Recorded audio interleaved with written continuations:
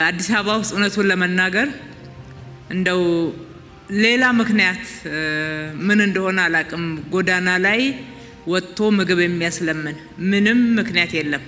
ቀን የጣላቸው ሰዎች ቀን ባነገሳቸው ገዢዎች ፖሊሲ ለድህነት ተዳርገው ነገስ ልጄን ምን አበላት ይሆን ብለው ሲጨነቁ የሚታየውን ዶክመንተሪ የሰራው ቻናል 4 የተሰኘው የእንግሊዝ ቴሌቪዥን ነው። በአዲስ አበባ ለመለመን የሚያበቃ ምክንያት የለም እያሉ በመናገር ረሃብተኞች ዳቦ ካጡ ለምን ኬክ አይበሉም ያሉትን ፈረንሳዊት ማሪያ አንቶኔትን የሚያስንቁ ከንቲባ የሚያሳዩት ደግሞ እነፋና ቴሌቪዥን ናቸው። አዳነች ይህንን ንግግር በዚህ መልክ ሲናገሩ የከተማ ነዋሪን አፈናቅለውና ስራ አሳጥተው የበተኑና ያደህዩ በዚህም በየቤቱ ድህነት አስፋፍተው ብዙ ለማኞችን የፈጠሩ አይመስሉም። ከዚህ የከንቲባዋ ንግግር ጀርባ ግን የበዙ ጥፋቶችና ክፋቶች ሲፈጸሙ ከርመዋል። ሰዎች ጎዳናውን ሞልተው ሲለምኑ ለምን ትለምናላችሁ ተብለው ለእስር ሲዳረጉ የኮሪደሩን ልማት ገጽታ ታበላሻላችሁ እየተባሉ ሲሰወሩ ከርመዋል። የአዲስ አበባ ምግብ ቤቶች ለድሃ ምግብ እንዳትሰጡ ከሰጣችሁም የንግድ ፈቃዳችሁን እስከ ማጣት የሚደርስ ቅጣት ይገጥማችኋል ተብለው ማንም ምግብ የቸገረው እንዳይበላ ከልክለዋል። ድህነትን ሳይሆን ድሃን አብዝተው የሚጠሉት ብልጽግናዎች ለምኑ አዳሪዎችን ጎዳና ነዋሪዎችን ሰብስበው ወደ እስር ቤት ያስገቡት በመከላከያና ፖሊስ ፓትሮል ነው። እንደ መንግስት ነኝ ብሎ ሰብስቦ ወደ ማገገሚያ ማዕከል ወይም ወደ ስራ ማሰልጠኛ ቦታ አልወሰዳቸውም፣ ወደ እስር ቤት አግዟቸዋል። የሚለምኑትን ብቻ ሳይሆን የሚለመኑትንም እንቀጣለን ያሉት ባለስልጣን የአብይ አህመድ ቢሮ ባለስልጣን ናቸው። እንዳሉትም ለምጽዋት ጠያቂዎች ገንዘብ መስጠት ወንጀል ሆኖ ሰው ተጋግዞም ክፉ ቀንን እንዳያልፍ እያደረጉ ነው። እኒህ ባለስልጣን ማናቸው? መቼ ምን ተናገሩ? የሚለውን እንመለከተዋለን። በዚህ መልኩ የከረመው ብልጽግና በከንቲባዋ በኩል ምንም የሚያስለምን ምክንያት የለም፣ ሰዎች ለምን እንደሚለምኑ አላውቅም እያለ ተከስቷል። ወይዘሮ ከንቲባ ሆይ ሰው የሚለምነውማ ደልቶት የሰው እጅና የሰው ፊት ማየት አምሮት በጣም ቀብጦ ነው ብሎ የሚመልስላቸው ሰው ቢኖር በእነዚያ ምንዱባን ላይ መሳለቅ ሊሆን ይችላል። ሰዎች ተራቡ፣ ዳቦም እንኳን ቸገራቸው ስትባል ዳቦ ካጡ ለምን ኬክ አይበሉም ብላ እንደተገረመችው ፈረንሳዊት ያደረጋቸው ከንቲባ አዳነች ለምን ትለምናላችሁ ብለዋል። ልመናው የከፋው በገጠር ጦርነትና ድህነት ስለተስፋፋ በዚህም ወደ ከተማ የሚደረገው ፍልሰት ስለበዛ በመሃል ከተማ ስራ ደንበኛና ስራ ቦታ ተነቅለው ስለተፈናቀሉ የተፈናቀሉም ሰዎች ስለበረከቱ ነው የሚለውን ለነ አዳነች አቤቤ ማስረዳት ሊያደክም የሚችል ስራ ነው። አዲስ አበባን የወረሯት እንደ ድሮ በቁጥር ያነሱ ያደፈና የተቀዳደደ ልብስ የለበሱ ሰዎች ብቻ አይደሉም። የዘንድሮቹ ለማኞች ደህና ኑሮና ገቢ የነበራቸው በመንግስትና በግል ድርጅቶች ውስጥ ተቀጥረው የሚሰሩ አለባበሳቸውም መልካም የሚባል አለማመኑንም ገና ያልቻሉበት ሰዎች ናቸው። ለዚህም ማኝ የሚሆነን የራሱ የአገዛዙ ፓርላማ ነው። አዳነች አቤቤ እንደ ንግሥት አንቶኔት የሚያስለምን ነገር የለም ትኩስ ምግብ ብሉ እያሉ በሚያፌዙበት ከተማ ውስጥ የሚታየውን ብልጽግና ወለድ የልመና መስፋፋት የብልጽግና ፓርላማ ሰዎች እንዲህ ይገልጹታል። ልጆቼን የማበላቸው አጣሁ የሚሉ አዛውንቶች፣ ጋሽዬ ቁራሽ የዳቦ መግዣ ስጠኝ ራበኝ የሚሉ አንጀት የሚበሉ በርካታ ህጻናትን ማየት በከተማችን እየተለመደ መጥቷል። ልመና አልነበረም ማለት አይደለም። አሁኑ ግን እጅግ እየተባባሰ ሄዷል። የኑሮ ውድነቱን መቋቋም አቅቶት ህብረተሰቡ መድረሻ እያጣ ነው። እኒህ የፓርላማ አባል የሚናገሩት ስለ አዳዲሶቹ ለማኞች ነው። በአዲስ አበባ ውስጥ አለማመኑን እንኳን የማያውቁበት አዳዲስ ለማኞች የበብዛታቸው ምክንያት የመንግስቱ ፖሊሲ ድሃ ፈልፋይ ስለሆነ ነው።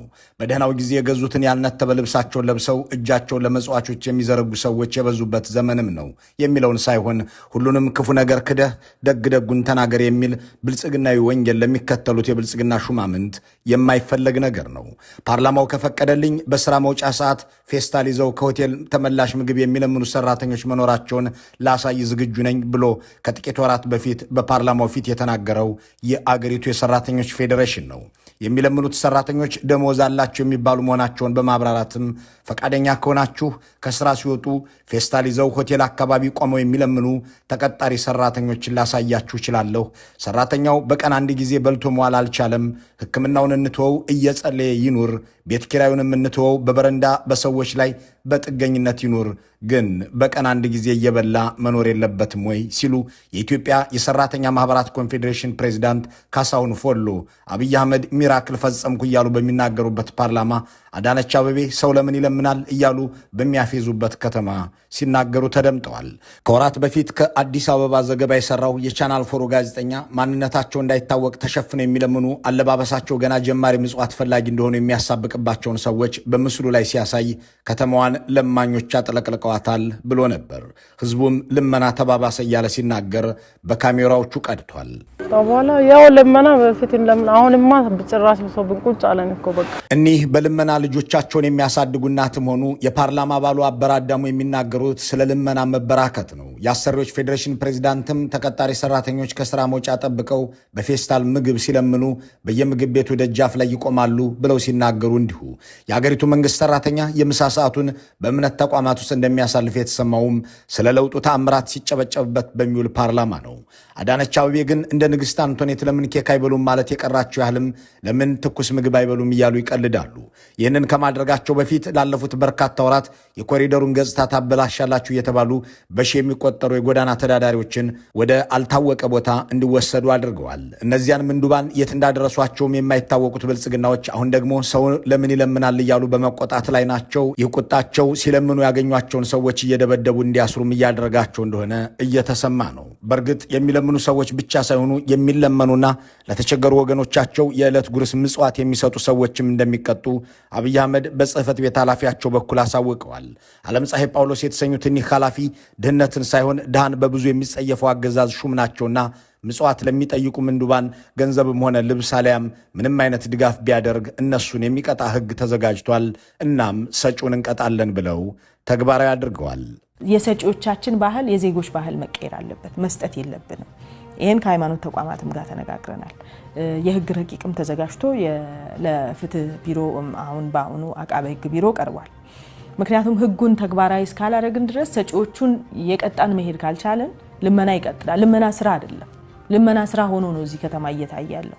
ልመናን የሚያህል አዋራጅ ነገር ሰው ወዶ የሚገባበት ይመስል ደግሞም አገሩን ሰላም ነስተው ድሃ አብዝተው ለማኙን እንዳላበረከቱት ነገር የብልጽግና ሹማምንት ለማኞችም ተለማኞችም ይቀጣሉ ይላሉ። እናም ቅጣቱ ተጀምሯልና እና ዓለም ፀሐይ ጳውሎስ ያደህዩት ሰራተኛ ለልመና ተሰማርቶ ፌስታል ይዞ በምግብ ቤት ታዛ ላይ ቢገኝና ያ ምግብ ቤት ምጽዋቱን ቢሰጠው ያ ምግብ ቤት እስከ መታሸግ የሚደርስ ቅጣትን ይከናነባል። ለየኔ ብጤ ልብስ ወይም ጉርስ አሊያም ገንዘብ ሲሰጥ የተገኘ መጽዋች በደንብ አስከባሪዎች ወይም በትራፊክ ፖሊሶች የቅጣት ወረቀት እየተሰጠው መሆኑን መዘገባችን አይዘነጋም። መንግስትም ለድሃ ለምን ምጽዋት ሰጣችሁ ብሎ ዜጎችን ከቀጣ በኋላ ዓመቱ መጨረሻ ላይ ከቅጣት ግማሽ ቢሊዮን ብር ሰበሰቡ ብሎ ሪፖርት ያደርጋል። ፓርላማው በምግብ ቤቶች ደጃፍ ላይ ፌስታል ይዘው የሚሰለፉ ምጽዋት ፈላጊ ሰራተኞች እንዳሉ ሲናገርና አዳነች አቤቤ ለምን ትኩስ ምግብ አይበሉም እያሉ ሲዘባበቱ፣ ዓለም ፀሐይ ሰዎቹን እንቀጣለን እያሉ ሲዝቱ፣ ምግብ ለተራቡ ሰዎች የሚሰጡ ሬስቶራንቶችና ሆቴሎች ቅጣት እንዲጣልባቸው ወስነዋልና እየተቀጡ ነው። ከጣቢያችን ጋር ቆይታ ያደረገ በአዲስ አበባ ውስጥ የልዩ ልዩ ቅርንጫፎች ባለቤት በሆነ አንድ ሬስቶራንት ውስጥ በስራ አስኪያጅነት የሚሰራ አንድ ኃላፊ ባለፈው 1 ዓመትና ከዚያ በላይ በተለየ ሁኔታ ከምግብ ቤታችን ውስጥ የደንበኞቻችንን ትራፊ ሊለምኑ ወይም በዝቅተኛ ዋጋ ገዝተው ለመውሰድ የሚመጡ የመንግስት ሰራተኛና የተለያዩ የድርጅት ተቀጣሪዎች በዝተዋል ይልና ይሁን እንጂ ምግብ ከሰጠን እንደምንቀጣ ስለተነገረን መድፋት ጀምረናል እንጂ ለነሱ አንሰጥም ሲል ይናገራል። ብዙ ስራ ያላቸው የመንግስት ተቀጣሪዎች፣ የባንክ ተቀጣሪዎች፣ ሾፌሮች፣ ሌሎችም በርካታ ሰዎች በየቀኑ ማታ ማታ ወደ ቤታቸው ሲሄዱ በፌስታል አስረው ገዝተው ነው ይዘው የሚሄዱትና ያለው የኢኮኖሚ አቅም ይታያል። እንግዲህ ኢትዮጵያ ውስጥ ያለው የገንዘብ የመግዛት አቅም መዳከም ከዚህ ጋር ተያይዞ ብዙ ሰዎች በዚህ ጥገኛ ሆነው ነው የሚኖሩትና መንግስት ምን እንዳሰበ አይታወቅም። ግን ይሄንን በአጠቃላይ ለውጭ አካል እንዳይሰጥ ተብሏል። አዎ ብልጽግና ከልክሏል። አገዛዙ ያስራባቸው ድሃዎች ያደህያቸው ሰዎች በየሆቴሎች ደጃፍ ትራፊ ምግብ እየተማጸኑ ወይም በዝቅተኛ ዋጋ እየገዙ መሆኑን ሲመለከት የትኛው ምግብ ቤትና ሆቴል ለድሃዎች ምግብ እንዳይሰጥና እንዳይሸጥ ህግ አውጥቷል። ሰው በልቶ ሲያድር ሰውም ሰላም ውሎ ሲገባ የሚበሳጨው አገዛዝ የምትሰጡ ወዮላችሁ ባለው መሰረት በአዲስ አበባ ከተማ መስተዳድር በአዳነች አቤቤ በኩል ህግ አውጥቶ ለእያንዳንዱ ምግብ ቤት አስተላልፏል። ምግብ ለድሃ የሰጠ የትኛውም ሆቴልና ሬስቶራንት ከ50 ሺህ እስከ 300 ሺህ ብር ድረስም ይቀጣል። ስራ አስኪያጁ ትራፊ ምግቦች ለድሃ የምትሰጡ ከሆነ እንቀጣችኋለን፣ ቅጣቱም እስከ ንግድ ፍቃድ መንጠቅ ይደርሳል ከተባልን በኋላ ምግብ አረቀን እየደፋን ነው ብለዋል። በስተንግዶ ጋር በተያያዘ ምግብ አቅርቦት ላይ ለሚሰሩ ድርጅቶች ከከተማ አስተዳደሩ ደብዳቤ መጥቷል። የሚለው ምንድነው? ቀጥታ ከዚህ በፊት ስናደርግ የነበረው የትርፍ በተለምዶ ቡሌ እየተባለ የሚጠራው የትርፍ ምግብ ለማንኛውም ለውጭ አካል ተላልፎ እንዳይሰጥ ይልቁንስ እንዲደፋ እንዲወገድ የሚል መመሪያ ነው የተሰጠው። ድሃ በልቶ አይደር የሚለው መንግስታዊ መንፈስ ድህነትን ሳይሆን ድሃን አብዝቶ የሚጸየፍ አገዛዝ ባለበት ሀገር የሚሰማው ለምን ትኩስ ምግብ አይበሉም የሚሉ ከንቲባ ብቻ ሳይሆኑ እንዲህ ያሉ ጉዶችም ናቸው። ልመና የሚበረታታ ነገር ሊሆን እንደማይችል ታውቆ ያደረ ጉዳይ ነው። መንግስታት ልመናን ለማስቀረት የሚያስችላቸውን ፖሊሲ ቀርጸው አምራቹን የህብረተሰብ ክፍልም ጉልበቱን የሚጠቀምበትን ስልት ይነድፋሉ። አማራጮችን አቅርበው የሥራ ዕድሎችን ፈጥረው ዜጎች የገቢ ምንጫቸውን የሚያሳድጉባቸውን ስልቶች አስተዋውቀው ሰላም አስፍነው ከገጠር ወደ ከተማ የሚደረግን ፍልሰት ለማስቆም የሚያስችል ኢንዱስትሪና የገጠር የማምረቻ ስልት አዘጋጅተው ልመናን የማያበረታቱ መመሪያዎችንና ህጎችን ቢያወጡ የሚጠበቅ ነው የሚሉ አስተያየት ሰጪ፣ የብልጽግናው መንግስት ግን የራሱን መንግስት ሰራተኞች ጭምር አደህይቶ ለልመና ዳርጎ ሲያበቃ ጦርነት ፈጥሮ ዜጎች ወደ ከተማ እንዲሰደዱ አድርጎ እያለ ድህነትን ወንጀል የሚያደርግ ለጋሾችን የሚቀጣ ደንብ አስከባሪ ማሰማራቱን ጭካኔ ሲሉ ይገልጹታል። ከ5 ዓመታት በፊት ከ50 ሺህ በታች እንደሚሆን ይገመት የነበረው የአዲስ አበባ ለምኖ አዳሪ ሰው አሁን በመቶ ሺዎች እንዳደገ፣ ወርሃዊ ገቢ የነበራቸው የመንግስት ሰራተኞችም ጭምር ይህንኑ ዘርፍ እንደተቀላቀሉት በይፋ መነገር ጀምሯል።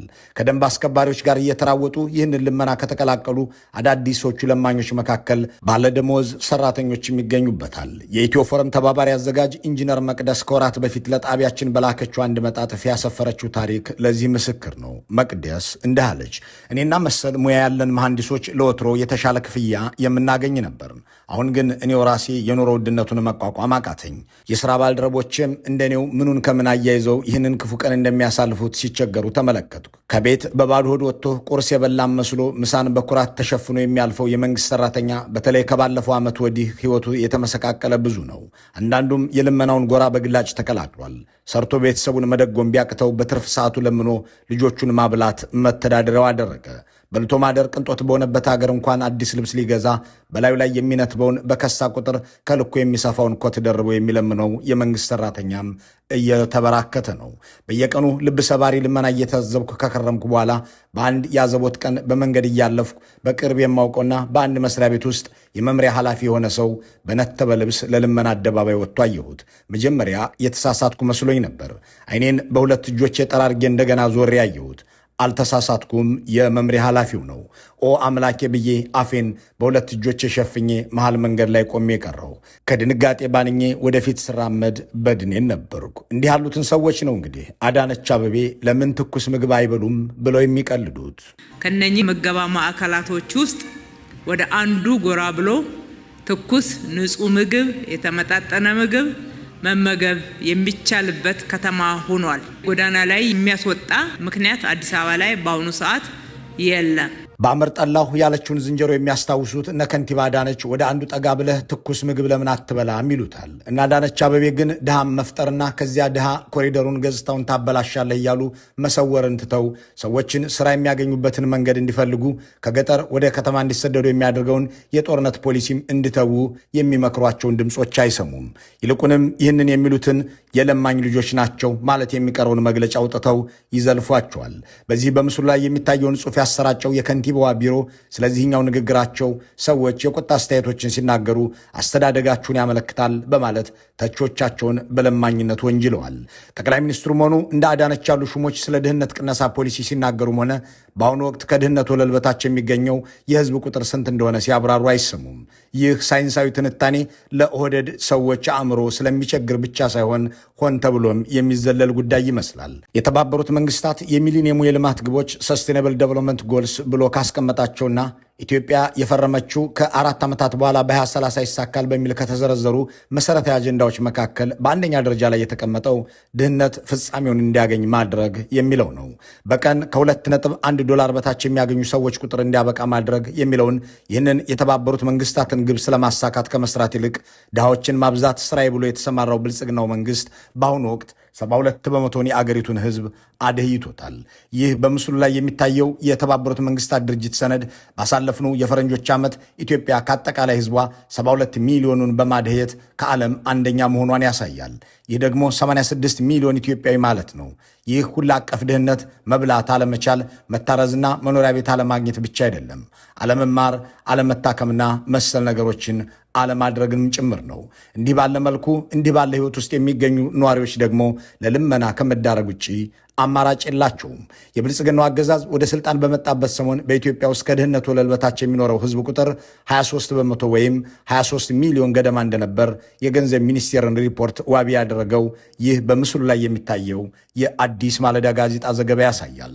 አሁን አገሪቱ 72 በመቶ ወይም 86 ሚሊዮን ህዝብ በሁሉ አቀፍ ድህነት ውስጥ እንዲማቀቅ እያደረገች መሆኑ በዓለም አቀፍ ደረጃ ተጋልጧል። ሌላው ቀርቶ ገዝተው መብላት የሚችሉ ሰዎች ያስተረፉትን ምግብ እንኳን ድሃ እንዲያገኘውና ነፍሱን እንዲያተርፍ ፖሊሲ ያወጣው ብልጽግና ደግሞ ለምን ትኩስ ምግብ አትበሉም እያለ እየቀለደ ነው። እንዲህ አድርጎ ኢትዮጵያን በየቀኑ የሚደህዩ ሰዎች የሚኖርባት ሀገር፣ ጦርነትና ድህነትን ሸሽተው ከገጠር ወደ ከተማ የሚፈልሱ ሰዎች የሚበረክቱባት ምድር ያደረጉ ገዢዎች በከተማ ላይ ለማኝ አኒ ማለታቸው ሳይበቃ ለምን ትኩስ ምግብ አትበሉም ብለው መመጻደቃቸው ሳምንታዊ መነጋገሪያ ሆኗል። መልካም ሁሉ መመኘት በዚሁ እንሰናበታለን።